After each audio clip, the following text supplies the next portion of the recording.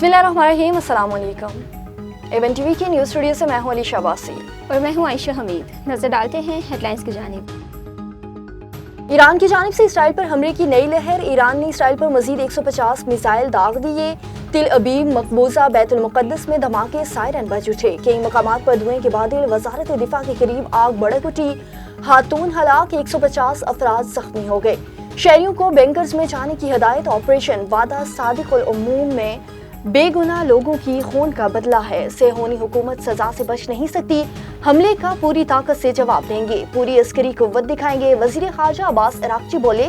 अक़वाम मुत्तहिदा की सलामती कौंसिल का हंगामी इजलास भी जारी। ईरान पर इसराइली हमलों में शिद्दत। तेहरान पर ताज़ा हमला। मेहराबाद एयर बेस पर बमबारी। हमदान और तबरीज़ समेत ईरानी फ़िज़ाइया के फ़ौजी अड्डों को निशाना बनाने का दावा।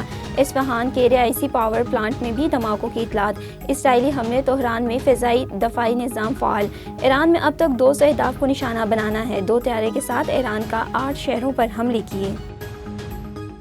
फ़लस्तीन की 2 रियासती हल से मुतल्लिक कॉन्फ्रेंस मुलतवी। कॉन्फ्रेंस 17 से 20 जून को न्यूयॉर्क में होना थी। फ्लाइट ऑपरेशन मुअत्तल होने से फ़लस्तीनी सदर ने माज़रत कर ली। कॉन्फ्रेंस का मकाम और वक्त तब्दील करने का मुतालबा किया।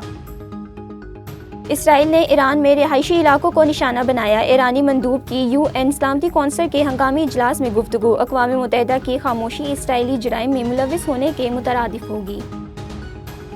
और इसराइल ने ईरान पर बिला इश्तियाल हमला किया। UN सेक्रेटरी कौंसिल के हंगामी इजलास में आसिम इफ्तिखार का बयान। कहा, अक़वाम मुत्तहिदा कशीदगी को मजीद बढ़ाने से रोके। जारियत ईरानी खुदमुख्तारी की खिलाफ वर्जी है।